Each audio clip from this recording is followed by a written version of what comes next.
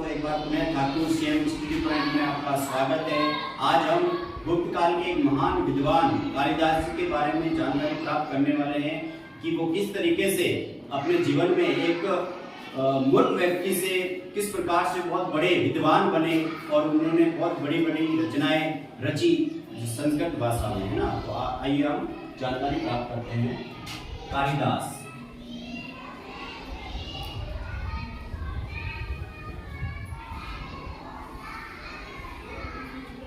कालिदास जी है जो गुप्त काल के महान विद्वान हुआ करते थे, जो चंद्रगुप्त द्वितीय के दरबार में नवरत्नों में शामिल थे, ठीक है ना।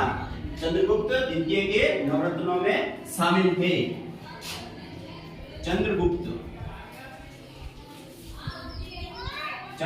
सेकंड, जिन्हें विक्रमादित्य भी कहा जाता है,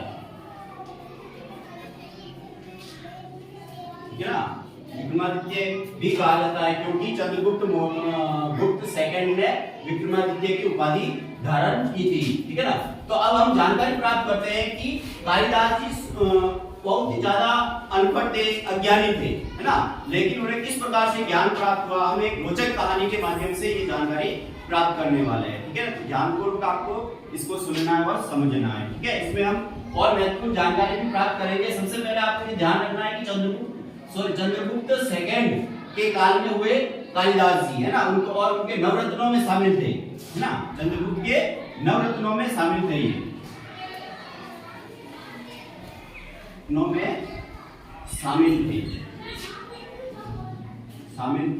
ठीक है ना। यानी कि नवरत्नों में कालिदास जी को एक महत्वपूर्ण स्थान प्राप्त था चंद्रगुप्त सेकंड के दरबार में, ठीक है। जो दरबार में उनका महत्वपूर्ण स्थान था। एक बड़े विद्वान हुए, ठीक है ना,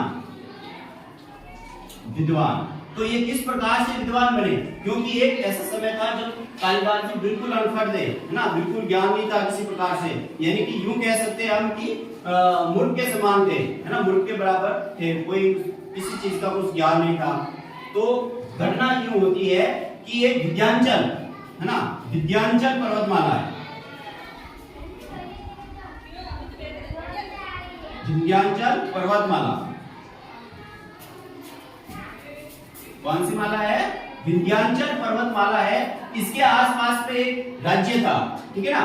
और उस राज्य के राजा, जो राजा था, ठीक है ना, राजा के पुत्री हुआ करती थी, पुत्री, ठीक है ना। उस राजा के एक पुत्री हुआ करती थी, उसका नाम था विद्यावती, ना, विद्यावती, या इसको विद्यावतमा भी कहा जाता है ना।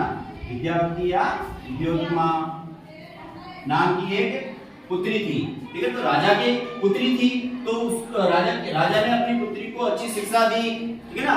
उसको अच्छी स्कूल में पढ़ाया लिखाया और अच्छे से वो बड़ी शिक्षा से वो बड़ी गुणवान हो गई, है ना। विद्या प्राप्त कर ली बहुत बड़ी, और बहुत अच्छे से बहुत ज्यादा बढ़ गई, है ना। ये कह सकते हैं कि बहुत ज्यादा अध्ययन कर लिया, अब बड़ी ज्ञानी हो गई। और उस वक्त गुप्त काल में जो विद्वान लोग हुआ करते थे, उनकी जो भाषा हुआ करती थी वो संस्कृत होती थी। कौन सी भाषा? संस्कृत, ठीक है ना। यह भाषा विद्वानों की भाषा थी। संस्कृत भाषा किसकी भाषा थी? जो विद्वान लोग हुआ करते थे उनकी समझ में आती थी। जो विद्वान लोग हुआ करते थे उनकी भाषा संस्कृत हुआ करती थी। तो अब इधर राजा की पुत्री विद्योत्तमा है, जो बड़ी पढ़ लिख गई। अब धीरे धीरे उसकी एज विवाह लायक हो गई, है ना, शादी लायक हो गई। पिता का फर्ज बनता है कि उसको शिक्षा तो दे दी। अब शिक्षा देने के बावजूद उसने शिक्षा ग्रहण कर ली। अब उसकी विवाह का वक्त आया, है ना, विवाह का समय आया। और राजा ने अपने जो दरबार में ब्राह्मण थे, कौन? ब्राह्मण लोगों को आदेश दिया कि आपको है जो मेरी पुत्री के लिए सुयोग्य वर ढूंढ के लाना है, ठीक है। क्योंकि विद्योत्तमा शिक्षित थी, तो वो भी चाहती थी। उसने अपने पिताजी को कहा था कि मैं किसी विद्वान से ही शादी करूंगी, है ना, और विद्वान से की परीक्षा मैं खुद लूंगी। उसने क्या कहा कि मैं उस विद्वान की परीक्षा लूंगी पहले, यदि वो विद्वान उस परीक्षा में सफल होता है तो ही मैं उससे शादी करूंगी, ठीक है। तो अब राजा ने आदेश दिया, ब्राह्मणों को कहा कि हमें जो ऐसे विद्वान लाओ जो विद्योत्तमा को शास्त्रार्थ में जो पराजित कर लेगी, है ना, पराजित कर देगा, उससे वो विद्योत्तमा है जो शादी करेगी। तो ब्राह्मणों ने आसपास के राज्यों से सभी जो जितने भी विद्वान थे, है ना, गुणवान लोग थे, उनको बुलाया और एक एक से विद्योत्तमा ने क्या किया, परीक्षा ली, ठीक है ना, लेकिन सभी फेल हो गए, एक भी पास नहीं हुआ। इस सारी प्रक्रिया में लगभग 3 वर्ष बीत चुके थे, ठीक है, कितने वर्ष लग गए, 3 वर्ष, लेकिन 3 वर्ष में भी ब्राह्मण है जो विद्योत्तमा के लिए एक सुयोग्य वर ढूंढ नहीं पाए। तो एक दिन राजा क्रोध आ गया, राजा को, है ना, क्रोधित हो गए कि सारे निकलो, तुम बैठे बैठे मेरा खाना, है ना, मैं तुम्हें खाने के लिए खाना देता हूँ, प्रत्येक त्योहार पे बड़े बड़े उपहार भेंट सारी चीजें देता हूँ, इसके बावजूद तुम्हें एक काम के लिए बोला था कि तुम्हें मेरी पुत्री के लिए सुयोग्य वर ढूंढना है, वो काम भी नहीं हुआ तुमसे, निकल जाओ मेरे दरबार से, है ना। उन्होंने, राजा ने क्या कहा ब्राह्मणों को, निकल जाओ यहाँ से। तो ब्राह्मणों को बड़ा, है ना, गुस्सा आया कि इस विद्योत्तमा की वजह से आज हमें इस राज्य से निकाल दिया जा रहा है ना। आदेश दे दिया राजा को कि हमारे राज्य से निष्कासित किया जाता है, तुम्हें यहाँ से हर जो बाहर निकल जाओ, ठीक है। तो ब्राह्मणों को बड़ा गुस्सा आया, किस पर आया कि विद्योत्तमा की वजह से आज हमें निकालना पड़ा है, इसको बड़ा ही गुणवान वर चाहिए, है ना, जो ज्ञानी हो। अब तो आज हम इनको ऐसा वर लाके इसकी शादी ऐसे वर के साथ करवाएंगे कि याद रखेगी हमको, है ना। तो निकल गए सारे जितने भी ब्राह्मण थे, वो जा रहे थे रास्ते से, है ना, राज्य से बाहर। तो बीच में एक बड़ा जंगल पड़ता है, ठीक है। तो उस जंगल से गुजर रहे थे तो किसी के कान में, है ना, आवाज आई, कुछ काटने की, लकड़ी काटने की आवाज आई। तो किसी ब्राह्मण ने कहा रुको, इधर से कौन लकड़ी काट रहा है, है ना। तो उन्होंने रुककर देखा तो कुछ रास्ते की कुछ दूरी पर एक वृक्ष था बड़ा सा, है ना, उस वृक्ष के ऊपर, ठीक है ना, बड़ा सा एक वृक्ष था और ये एक ऐसे डाल था, ठीक है, इसके ऊपर एक व्यक्ति बैठा था, ठीक है, और इस व्यक्ति के हाथ में एक कुल्हाड़ी थी। क्या थी? कुल्हाड़ी। एक कुल्हाड़ी तो थी और यहाँ तो बैठा था वो व्यक्ति और काट रहा था यहाँ से। कहां से काट रहा था? यहाँ से बैठा पीछे इस तरफ और काट रहा था इस तरफ। अब ये कटेगी तो नीचे जाएगा भी जाएगा, है ना, धराशायी खुद भी होगा, लेकिन उसे ये चीज का आभास नहीं था, है ना, क्योंकि उसके पास ज्ञान ही नहीं था, बिल्कुल ही नॉलेज नहीं था। तो ये काट रहा था। तो ब्राह्मणों का दिमाग चला, हमको दरबार से निकलवा दिया उसी की वजह से, बड़ा ज्ञानी चाहिए तेरे को, है ना। अब सबसे ये जो मूर्ख, इससे बड़ा कोई मूर्ख इस दुनिया में हो ही नहीं सकता, है ना।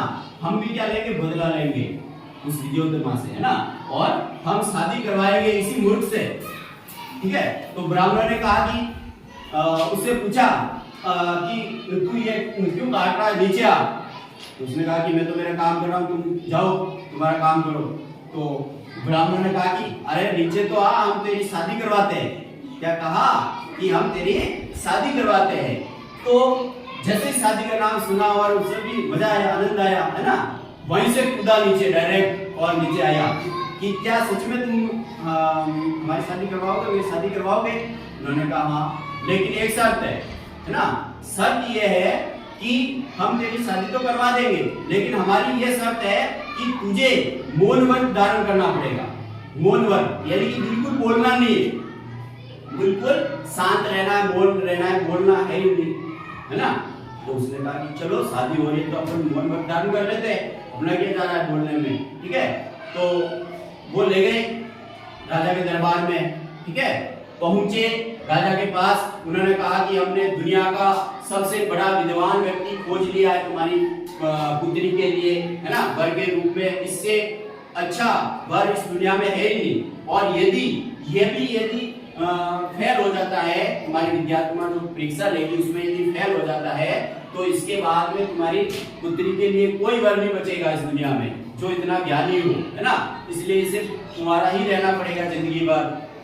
तो राजा ने विद्योत्तमा को बुलाया, दरबार में सारे बैठे, है ना। इधर कालिदास जी सामने खड़े थे, विद्योत्तमा आकर ऊपर खड़ी रही। तो उन ब्राह्मणों ने कहा कि हमारे जो ये गुरुजी है ना, हमारे क्या है, बहुत ही बड़े महान ज्ञानी व्यक्ति है ना, लेकिन इन्होंने क्या की, एक दो दिन के लिए मतलब मौन व्रत धारण कर रखा है ना, मौन व्रत धारण कर रखा है, इसलिए बोलकर तो जवाब दे नहीं सकते। तुम्हारे विद्यार्थी जो क्वेश्चन पूछेगी उसके जवाब बोल के तो दे नहीं सकता है, लेकिन हाँ सांकेतिक भाषा में जरूर उत्तर दे देगा है ना, सांकेतिक भाषा में उत्तर दे देंगे। और ये जो सांकेतिक भाषा में उत्तर देगा उनकी भाषा हम समझते हैं है ना, तो उसका हम विश्लेषण करके आपको बता देंगे कि हमारे गुरुजी ये इसका उत्तर ये देना चाह रहे हैं। ठीक है, तो विद्यार्थी ने कहा कोई बात नहीं, मैं भी बड़ी विद्वान हूँ है ना, मुझे भी बहुत सारी भाषाएं आती है, इसलिए मैं भी सांकेतिक भाषा में ही क्वेश्चन पूछूंगी।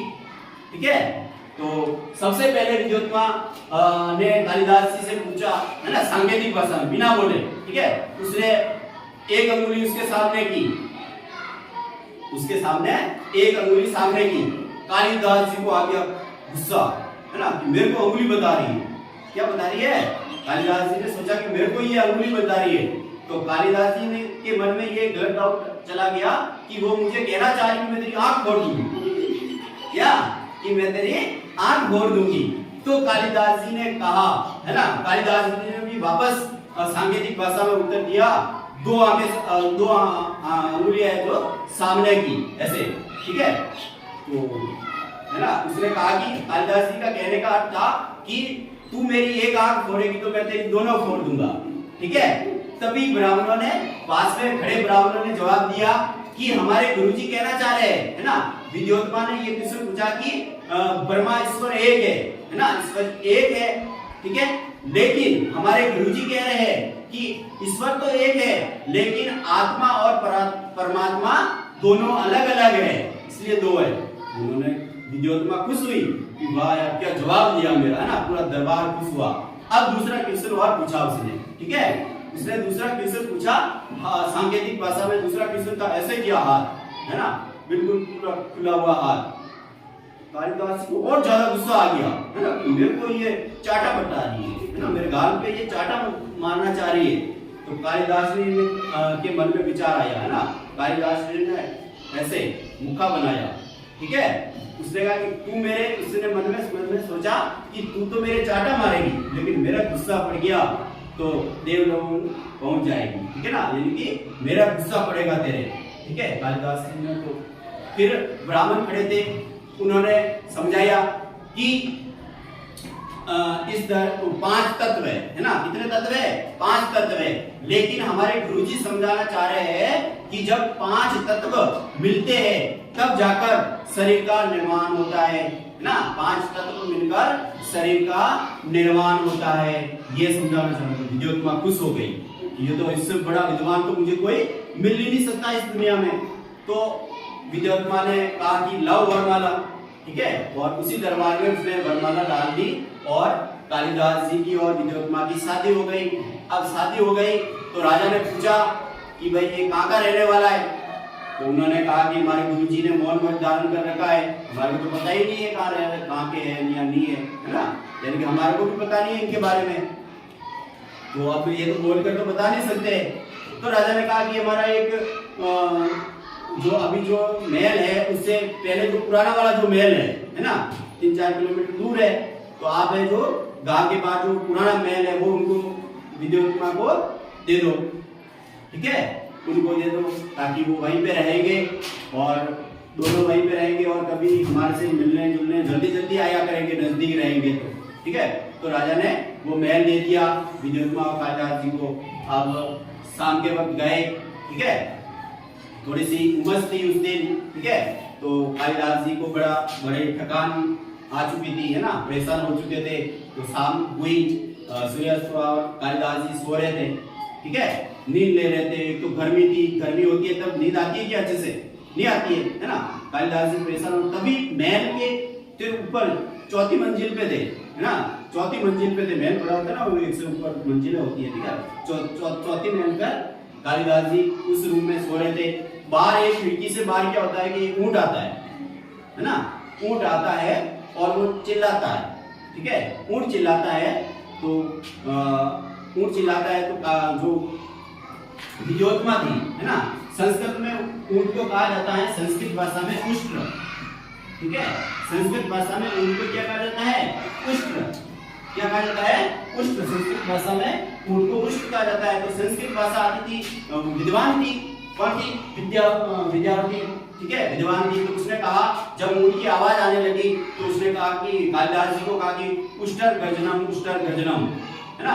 तो कालिदास जी ने कहा मेरे को सोने दे, क्यों चिल्ला रही है, वो तो तोड़ियो है ना, तोबड़ा है, बोलते ना आम भाषा में, अपनी भाषा में ऊंट को, ठीक है, कि वो तो ऊंट है। 2-3 बार बोला, है ना, तभी भी वो शांत नहीं हुई। और बोला विद्योत्मा ने कि उष्ट्र गर्जनम। उसने कहा कि अरे सो जा, ये तो तोड़िया है ना। तो फिर भी समझ में नहीं आया विद्योत्मा के, है ना, कि तोड़िया, क्योंकि ये तो विद्वान थी, तो उसके समझ में नहीं आया। तो वो और चुप नहीं हुई, 1-2 बार और बोला उष्ट्र गर्जनम। तो कालिदास जी को गुस्सा आया, पकड़ी चोटी, है ना, और ले गया खिड़की के पास, ठीक है, और ले जाके बोले ये देख, ये तोड़िया, ये ऊंट है। तो विद्यावती के दिमाग फिर गया, ये तो बहुत मूर्ख आदमी है ना, इसको तो पता ही नहीं है उष्ट्र के बारे में, ठीक है।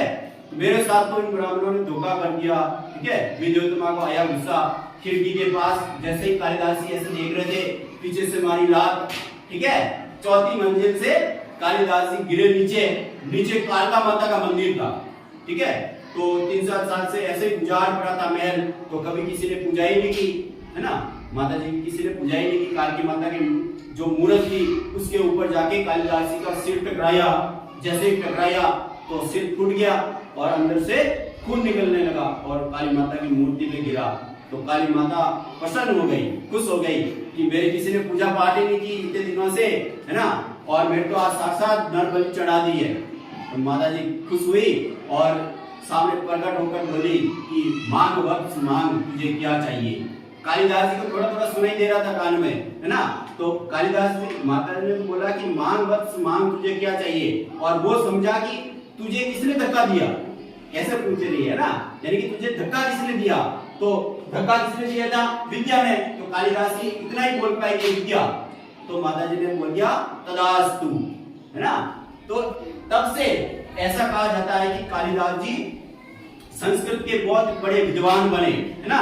माता काली के आशीर्वाद से कालिदास जी है जो बड़े ही विद्वान बने। इसके बाद में कालिदास जी ने बहुत सारे ग्रंथ, है ना, ग्रंथों की रचना की, ठीक है, बहुत सारे ग्रंथों की रचना की। इसमें देखा जाए तो अभिज्ञान संकुतलम, है ना, विज्ञान संकुतलम, ठीक है, एक रचना ये है, दूसरी मेघदूत, ठीक है, दूसरी इनकी मेघदूत। तीसरी रचना थी रघुवंश, ठीक है, और एक थी उनकी कुमार संभव, ठीक है। तो ये इनकी कुछ महत्वपूर्ण रचनाएं थी जिनकी रचना की और एक महान विद्वान बने। इस प्रकार से एक महान ज्ञानी मूर्ख से, है ना, एक बहुत बड़े मूर्ख से इस प्रकार से महान विद्वान बने थे कालिदास जी, ठीक है। तो ये कहानी बहुत ही रोचक तथ्य के साथ मैंने प्रस्तुत की है। उम्मीद करता हूँ कि आपको समझ में आई होगी। तो नेक्स्ट क्लास में जल्दी मिलेंगे दोस्तों, धन्यवाद।